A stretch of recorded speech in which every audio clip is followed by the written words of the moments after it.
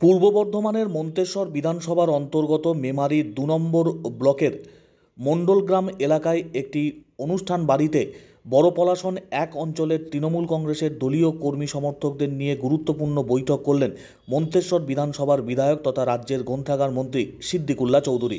এছাড়াও ব্লক তৃণমূল কংগ্রেসের নেতৃত্বরা উপস্থিত ছিলেন। সাংগঠনিক বিভিন্ন বিষয় নিয়ে এদিন আলাপ আলোচনা হয় দলীয় নেতৃত্বের সঙ্গে। মন্তেশ্বরের বিভিন্ন এলাকায় অশান্তিকর পরিস্থিতি তৈরি হয়েছে তৃণমূল কংগ্রেসের আভ্যন্তরীণ গোষ্ঠীকন্দলে। তার পাশাপাশি মন্তেশ্বর বিধানসভার অন্তর্গত মেমারি ২ নম্বর ব্লকের বড় পলাশন এক এলাকায় সেখানেও তৃণমূলের আভ্যন্তরীণ গোষ্ঠীকন্দলের জেরে অশান্তিকর পরিস্থিতি তৈরি হয়েছে। সম্প্রতি তৃণমূল কংগ্রেসের এক কর্মী তিনি আক্রান্ত হয়েছেন। গোটা ঘটনার পরিপ্রেক্ষিতে রাজনৈতিক মহলে তুমুল চাপানুতর। পাশাপাশি বড় পলাশন এক গ্রাম পঞ্চায়েতের দায়িত্বপ্রাপ্ত প্রধান তিনিও সকলের সঙ্গে যোগাযোগ রাখছেন না বলে অভিযোগ উঠেছে।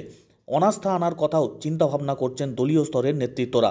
সামগ্রিক বিষয় নিয়ে দলীয় কর্মীদের নিয়ে একটি বিশেষ বৈঠক করলেন রাজ্যের গ্রন্থাগার মন্ত্রী তথা মন্তেশ্বর বিধানসভার বিধায়ক সিদ্দিকুল্লাহ চৌধুরী। আগামী বছর রাজ্যে বিধানসভা নির্বাচন, তার প্রাক্কালে দলীয় সংগঠনকে ঐক্যবদ্ধ এবং মজবুত করবার আহ্বান রাখা হয়েছে নেতৃত্বের তরফ থেকে। রাজ্য নেতৃত্ব মন্তেশ্বর বিধানসভা এলাকার অশান্তি নিয়ে বেশ কিছুটা অস্বস্তিতে। দলীয় নেতৃত্বকে কড়া বার্তা দেওয়া হয়েছে রাজ্য নেতৃত্বের তরফ থেকে। মন্ত্রী সিদ্দিকুল্লাহ চৌধুরী তিনি বিভিন্ন জায়গায় বৈঠক করে পরিস্থিতি স্বাভাবিক করার চেষ্টা চালাচ্ছেন।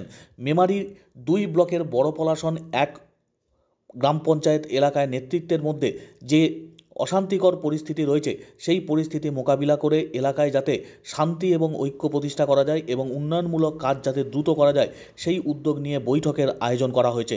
দলীয় নেতৃত্বদের বিশেষ পরামর্শও দিয়েছেন মন্ত্রী সিদ্দিকুল্লাহ চৌধুরী। সকলকে ঐক্যবদ্ধ থেকে এলাকায় যাতে কোনো রকম অপ্রীতিকর ঘটনা না ঘটে সেই নির্দেশও দিয়েছেন তিনি। মণ্ডলগ্রাম এই বিয়ে বাড়ির ৩ তলায় বসেছি।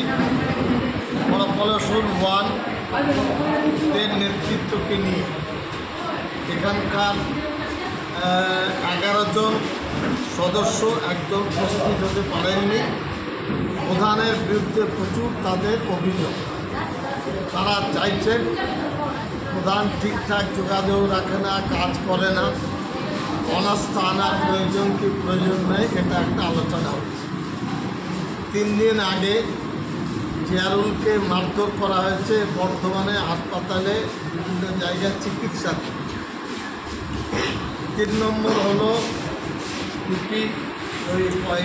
সমিতির নির্বাচন বাকি আছে, 3টে বোধহয়। বড় পলাশন 1 আছে, আর কি আছে, সারগাছি আছে। এটা বয়স্কর, এটা বিভাগীয় অধিকর্তাদের বলে সেটা স্থগিত রাখা হয়েছে। এই সদস্যদের মনোনীত করতে গেলে পাড়ায় মিটিং করতে হবে। মিটিং করার পরে সহমত নিয়ে এই পদপ্রার্থীদের মনোনীত করতে হবে।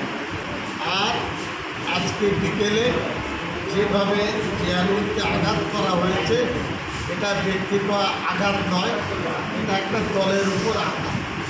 ওরা শান্তিপূর্ণভাবে বিকেলে একটা মিছিল করবে, পুলিশকে মেরেছে যারা পুলিশ বলবে।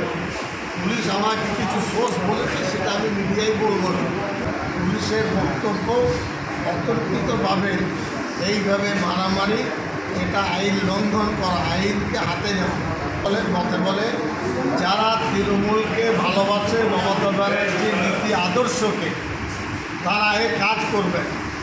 যারা করছে তারা ভাসমান তৃণমূল, তারা তৃণমূলের কর্মী নয়। খুঁজে বেড়াচ্ছে কোন চিত্র দিয়ে ঢুকে তৃণমূল আওয়া যায়। আজকে দলের কর্মসূচি মূলত হচ্ছে যে আমাদের এখানকার তৃণমূল কর্মী মাননীয় জিয়াউর রহমান মল্লিকের উপরে শারীরিক এবং মানসিক এবং তাকে নিগ্রহ করার চেষ্টা করেছে, তারই প্রতিবাদে আমাদের আজকের এই সভা করেছে। তারা আমাদের কোনো মার কামারা তৃণমূল কর্মী বলে আমি মনে করি না। আর দ্বিতীয় কথা, যেই করুন না কেন, একটা জিনিস হচ্ছে যে একজন গার্জেনের যদি সহায়তা না থাকে তারা পরে কোনো দিনকে মারতে পারে না। এটাই সাধারণ লোকেরও এই বুদ্ধিটা আছে। যে কোনো একটা শক্তির বলেতে তারা করেছে।